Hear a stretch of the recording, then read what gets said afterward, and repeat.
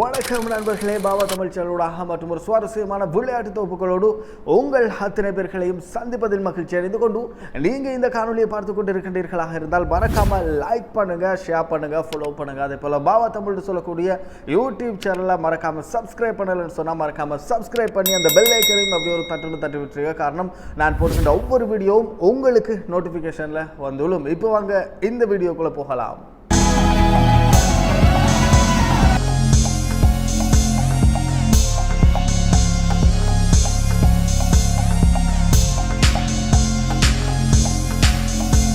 இன்றைய தினம் விளையாட்டு தொகுப்புகளாக இந்தியா பக்கம் இருந்து விளையாட்டு தொகுப்புகள் வந்திருக்கின்றனர். குறிப்பாக நாங்கள் அறிந்த விடயம்தான் இந்தியா வெர்சஸ் இலங்கை அணிகளுக்கான 3 போட்டிகளை கொண்ட T20 போட்டி, அதே போன்று 3 போட்டிகளை கொண்ட ஒரு நாள் போட்டி நம்பர் இருக்கின்றது.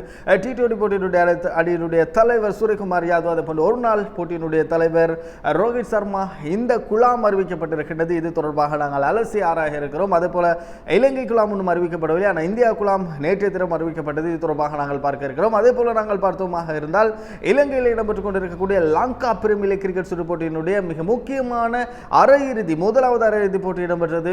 இந்த அரையிறுதி போட்டி அதே போல எலிமினேட் போட்டியாக இடம்பெற்ற போட்டி தொடர்பாகவும் நாங்கள் பார்க்க இருக்கிறோம். அந்த வகையிலே முதலாவதாக நாங்கள் பார்த்தோமாக இருந்தால் இலங்கை வெர்சஸ் இந்தியா அணிகளுக்கான போட்டி சுவாரஸ்யமான போட்டி. இலங்கை ரசிகர்கள் எதிர்பார்த்த போட்டி. குறிப்பாக ஏசியா கிண்ண தொடரில் ஏசியா கிண்ண இறுதிப் போட்டியில் கண்ட தோல்விக்கு பதிலடி கொடுக்குமா இலங்கை என்ற ஒரு எதிர்பார்ப்போடு தான் ரசிகர்கள் இருக்கின்றார்கள். அது மாத்திரமல்லாமல் நேற்றைய தினம் உத்தியோகபூர்வமாக T20 குழாத்தினை அறிவித்திருந்தார்கள் இந்தியா கிரிக்கெட் சபை. அதே போன்று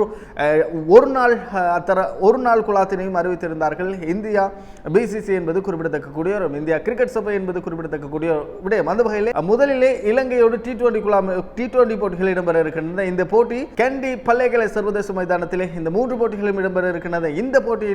இந்த போட்டிக்காக வேண்டி இந்தியா குழாம் நேற்றைய தினம் அறிவிக்கப்பட்டது. இந்த குழாத்தினை பொறுத்தவரையில் நாங்கள் பார்த்தோமாக இருந்தால் தலைவராக சூரியகுமார் யாதவ் இருக்கின்றார். அதே போன்று உப தலைவராக சுப்மன் கில் இருக்கின்றார். ஹார்திக் பாண்டியாவை கூட இவர்கள் உப தலைவராக கூட போடவில்லை. அதாவது இளம் துடுப்பாட்ட வீரர் சுப்மன் கில்லை உப தலைவராக போட்டிருக்கின்றார்கள். அதே போன்று SSC ஜெய்ஸ்வால், அதே போன்று ரெங்கோ சிங் விக்கெட் காப்பாளராக நாங்கள் பார்த்தோம். ரிஷப் பந்த், அதே போல சஞ்சு சாம்சனை இணைத்திருக்கின்றார்கள். அதே போன்று ஆல்ரவுண்டராக நாங்கள் பார்த்தோம் ரியான் பராக், ஹார்திக் பாண்டியா, அதே போன்று சிவம் துபே, அக்சர் பட்டேல், வாஷிங்டன் சுந்தர் ஆகியோர் ஆல்ரவுண்டராக போட்டிருக்கின்றார்கள். அதே போன்று போலராக நாங்கள் பார்த்தோமாக இருந்தால் ரவி பிஷ்னோய், ஹர்ஷீப் சிங், கலீல் அஹ்மத், அதே போன்று முகமது சிராஜ் ஆகியோர் இந்த T20 கலாத்திலே சேர்த்துக் கொள்ளப்பட்டிருக்கின்றார்கள். இவர்கள் தான் இலங்கை அணியுடனான 3 போட்டிகள் கொண்ட T20 போட்டிகளிலே விளையாட இருக்கின்றார்கள். அதே போன்று இந்திய அணியினுடைய ஒரு நாள் குழாத்தினை நாங்கள் பார்த்தோமாக இருந்தால் ஒரு நாள் குழாத்தினுடைய அணியினுடைய தலைவராக இருக்கின்றார் ரோஹித் சர்மா. இதிலும் கூட அணியினுடைய உப தலைவராக சுப்மன் கில்லை தான் தேர்வு செய்திருக்கிறார்கள் இந்தியா கிரிக்கெட் சபை. அந்த வகையிலே அடுத்தபடியாக விராட் கோலி இருக்கிறார். அதே போன்று இந்த குழாத்திலே இணைத்துக் கொள்ளப்பட்டிருக்கின்றார் ஸ்ரேயஸ் ஐயர். இந்த குழாத்திலே இணைத்துக் கொள்ளப்பட்டிருக்கின்றார். அதே போன்று விக்கெட் கீப்பராக நாங்கள் ரிஷப் பந்த், அதே போன்று KL ராகுல் ஆகியோர் இருக்கின்றார்கள். அதிலே சஞ்சு சாம்சன் ரிஷப் பந்த் இருந்தார். இதிலே KL ராகுல் ரிஷப் பந்த் இருக்கின்றார். அதே போன்று ஆல்ரவுண்டராக நாங்கள் பார்த்தோமாக இருந்தார் ரியான் பராக், சிவன் துபே, அக்சர் பட்டேல், வாஷிங்டன் சுந்தர். அதிலே இருந்தவர்கள் அத்தனை பேர்களும் இதிலே இருக்கின்றார்கள். ஆனால் ஹார்திக் பாண்டியா தனிப்பட்ட காரணத்தின் காரணமாக தான் இலங்கை அணிக்கு எதிரான ஒரு நாள் போட்டியில் விளையாடவில்லை, என்னை சேர்க்க வேண்டாம் என்பதாக கூறியதற்கு இணங்க அதனை ஏற்ற இந்தியா கிரிக்கெட் சபை அவரை இந்த ஒரு நாள் குழாத்தில் இணைத்துக் கொள்ளப்படவில்லை. அதே போன்று போலராக நாங்கள் பார்த்தோமாக இருந்தால் குல்தீப் யாதவ் அங்கு சேர்த்துக் கொள்ளப்பட்டிருந்தார். ரவி பிஷ்னோய் சேர்த்துக் கொள்ளப்பட்டிருந்தார். எதிரே குல்தீப் யாதவ் இணைத்துக் கொள்ளப்பட்டிருக்கின்றார். அதே போன்று ஹர்ஷீப் சிங், அதே போன்று கலீல் அஹ்மத், அதே போன்று முகமது சிராஜ், அதே போன்று ஹர்ஷித் ராணா இந்த குழாத்திலே இணைத்துக் கொள்ளப்பட்டிருக்கின்றார். இது ஒரு நாள் குழு, ஒரு நாள் குழாம், அதே போன்று T20 குழாமை நாங்கள் பார்த்திருந்தோம். இதுதான் இலங்கைக்கு சுற்றுப்பயணம் மேற்கொள்ள இருக்கின்ற இந்தியா குழாம் என்பது குறிப்பிடத்தக்கக்கூடிய ஒரு இடம். அதே போல நாங்கள் இந்த குழாத்தினை எடுத்து நோக்கும் பொழுது கலீல் அஹ்மத்துக்கு வாய்ப்பு கொடுத்திருக்கின்றார்கள். முகமது சிராஜ் தொடர்ந்து விளையாடக்கூடியவர். அதே ஹர்ஷீப் சிங்கும் தொடர்ச்சியாக விளையாடக்கூடியவர். இந்த குழாத்திலே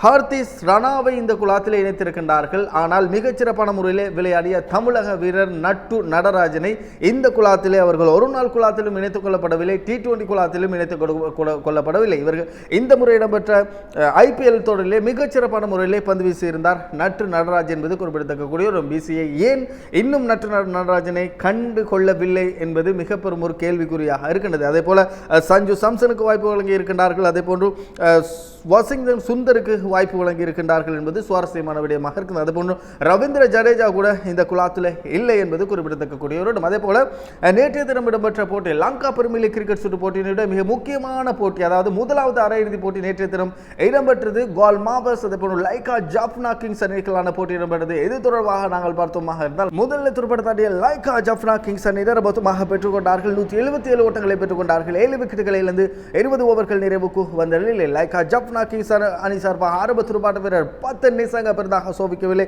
4 ஓட்டங்களோடு ஆட்டமிழந்து வெளியேறியிருந்தார். 4 பந்துகளுக்கு அதே போன்று குசல் மெண்டிஸ் 39 பந்திற்கு 46 ஓட்டங்கள் 5 ஓட்டம், அதே போல ஒரு 6 ஓட்டம் அடங்கலாக. அதே போன்று நாங்கள் பார்த்தோம் ரிசர்வ் 40 ஓட்டங்களை பெற்றுக் கொடுத்திருந்தார்.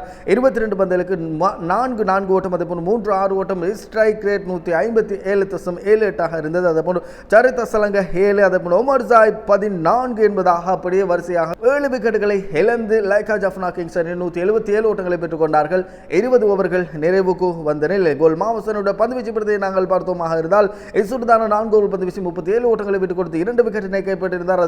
பிரபா ஜெயசூரி 4 ஓவர் பந்து வீசி 38 ஓட்டங்களை விட்டுக் கொடுத்து 1 விக்கெட்டினை கைப்பற்றியிருந்தார். குறிப்பாக நாங்கள் பார்த்தோமாக இருந்தால் புரோட்டரஸ் 4 ஓவர்கள் பந்து வீசி 23 ஓட்டங்களை மாத்திரமே விட்டுக் கொடுத்து 4 விக்கெட்டினை கைப்பற்றியிருந்தார் என்பது குறிப்பிடத்தக்கக்கூடிய ஒரு பதிலுக்கு துடுப்படுத்தாடிய கால் மாவஸ் அணியினர் மொத்தமாக பெற்றுக்கொண்டார்கள். 181 ஓட்டத்தினை பெற்றுக்கொண்டார்கள். 3 விக்கெட்டுகளை மாத்திரமே இழந்து 18.1 பந்து வீச்சு பிரதியிலே இந்த வெற்றி இலக்கினை அடைந்திருந்தார். கோல் மாவஸ் அணி சார்பாக அலெக்ஸ் ஹேல்ஸ் 21 பந்துக்கு 36 ஓட்டம் 5 4 ஓட்டம் 2 6 ஓட்டம் அடங்கலாக. ஸ்ட்ரைக் ரேட் 171.43 இருந்தது. நிரோசன் டிக்வல்ல 9, அதே போன்று சைஃபர்ட் 41 பந்துகளுக்கு 62 ஓட்டங்களை பெற்றுக் கொடுத்திருந்தார். 9 4 ஓட்டம் ஒரு 6 ஓட்டம் அடங்கலாக. ஸ்ட்ரைக் ரேட் 151.22 இருந்தது.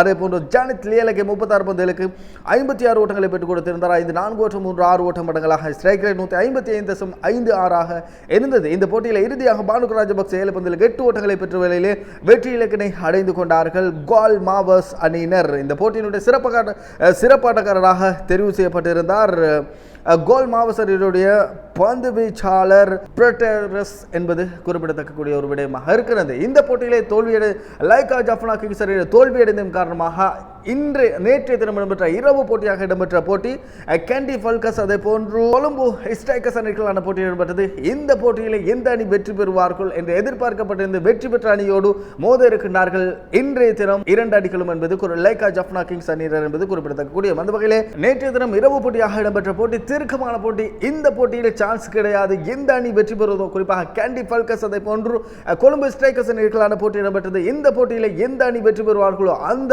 அணிதான் லைகா ஜாஃப்னா கிங்ஸ் அணியோட போட்டி போட்டு அதில் வெற்றி பெறுகின்ற அணி இறுதிப் போட்டிக்கு தகுதி பெறுவார்கள் என்ற நிலையில் இந்த போட்டி ஆரம்பிக்கப்பட்டது. அந்த வகையிலே முதலில் துடுப்படுத்தாடிய கொழும்பு ஸ்ட்ரைக்கர்ஸ் அணியினர் மொத்தமாக பெற்றுக்கொண்டார்கள். 159 ஓட்டங்களை மாத்திரமே பெற்றுக்கொண்டார்கள். 8 விக்கெட்டுகளிலிருந்து 20 ஓவர்கள் நிறைவுக்கு வந்த நிலையில் கொழும்பு ஸ்ட்ரைக்கர்ஸ் அணி சார்பாக மிகச்சிறப்பான முறையில் துடுப்படுத்தாடிய சந்திர சமரவிக்ரம 45 பந்துகளுக்கு 65 ஓட்டங்களை பெற்றுக் கொடுத்திருந்தார். அமதுல்லா குர்பாஸ் 29 பந்து 30 ஓட்டங்களை பெற்றுக் கொடுத்திருந்தார். துனித் வெள்ளாலக்கு 21 பந்துகளுக்கு 28 ஓட்டங்களை பெற்றுக் கொடுத்திருந்தார். இந்த போட்டியிலே கேண்டி ஃபல்கஸ் அணியுடைய பந்துவீச்சு பிரதியை நாங்கள் பார்த்தோமாக இருந்தால் ஹோஸ் 9 3 விக்கெட்டினை கைப்பற்றினார். 24 ஓட்டங்களை பெற்றுக் கொடுத்து 3 ஓவர்கள் பந்து வீசி அதே போன்று வனிந்து வசனங்க 2 ஓவர் பந்து வீசி 21 ஓட்டத்தினை விட்டுக் கொடுத்து 4 விக்கெட்டினை கைப்பற்றினார். ஏஞ்சலோ மேத்யூஸ் 1 விக்கெட்டினை கைப்பற்றினார். 13 ஓட்டங்களை விட்டுக் கொடுத்து 2 ஓவர்கள் பந்து வீசி பதிலுக்கு துடுப்படுத்தாடிய கேண்டி ஃபல்கஸ் அணியினர் 163 ஓட்டங்களை பெற்றுக் கொண்டார்கள். 8 விக்கெட்டுகளை இழந்து 18.4 பந்து வீச்சு பிரதியிலே இந்த 18.4 பந்து வீச்சிலே தான் முதலாவது போட்டியாக இடம்பெற்ற கோல் மாவர்ஸ் அணி அந்த போட்டியிலே வெற்றியடைந்திருந்தார்கள் என்பது குறிப்பிடத்தக்கக்கூடிய. கேண்டி ஃபல்கஸ் அணி சார்பாக நாங்கள் பார்த்தோமாக இருந்தால் கமிந்து மெண்டிஸ் மிகச்சிறப்பான முறையில் துடுப்படுத்தார். 36 பந்துகளுக்கு இறுதி வரைக்கும் 54 ஓட்டங்களை பெற்றுக் கொடுத்திருந்தார். தசுன் சாணக்க 21 பந்துகளுக்கு 39 ஓட்டங்களை பெற்றுக் கொடுத்திருந்தார். அதே போன்று ஆண்ட்ரூ ஃபிளச்சர் 12 பந்துகளுக்கு 20 ஓட்டங்களை பெற்றுக் கொடுத்திருந்தார். கொழும்பு ஸ்ட்ரைக்கர்ஸ் அணியுடைய பந்துவீச்சு பிரதியை நாங்கள் பார்த்தோமாக இருந்தால் பின்ரோ பெர்னாண்டோ 4 ஓவர்கள் பந்து வீசி 3 விக்கெட்டினை கைப்பற்றி 35 ஓட்டங்களை விட்டுக் கொடுத்திருந்தார். அதே போல மத்திய பத்திரன் 4 ஓவர்கள் பந்து வீசி 38 ஓட்டங்களை விட்டுக் கொடுத்து 3 விக்கெட்டினை கைப்பற்றினார். இந்த போட்டியிலே வெற்றியடைந்து கொண்டார்கள் கேண்டி ஃபல்கஸ் அணியினர் என்பது குறிப்பிடத்தக்கக்கூடிய. இந்த போட்டியினுடைய சிறப்பாட்டக்காரராக தெரிவு செய்யப்பட்டிருந்தார் கமிந்து மெண்டிஸ் 36 பந்துகளுக்கு 54 ஓட்டங்களை பெற்ற கமிந்து மெண்டிஸ் தெரிவு செய்யப்பட்டிருந்தார். அதே போன்று சிறப்பான ஒரு பிடியெடுப்பினை மேற்கொண்டிருந்தார். இந்த போட்டியிலே தோல்வியடைந்த கொழும்பு ஸ்ட்ரைக்கர்ஸ் அணியினர் LPL தொடரிலிருந்து வெளியேறுகின்றார்கள். அதே போல கேண்டி ஃபல்கஸ் அணியினர் வெற்றியடைந்த கேண்டி ஃபல்கஸ் அணியினர் இன்றைய தினம் இடம்பெற இருக்கின்ற நேற்றைய தினம் தோல்வியடைந்த லைகா ஜாஃப்னா கிங்ஸ் அணியோடு கேண்டி ஃபல்கஸ் அணியினர் மோத இருக்கின்றார்கள். இதில் வெற்றி பெறுகின்ற அணிதான் இறுதிப் போட்டியிலே கோல் மாவஸ் அணியோடு மோத இருக்கின்றமை குறிப்பிடத்தக்கக்கூடிய ஒரு விடயமா இருக்கின்றது. இதே போன்று மற்றும் ஒரு சுவாரஸ்யமான பல விளையாட்டு தொகுப்புகளோடு உங்களை சந்திக்கின்றேன். அது வரைக்கும் உங்களிடம் விடைபெற்று செல்லும் நான் RJ ஆசிர். வணக்கம் நேர்களே.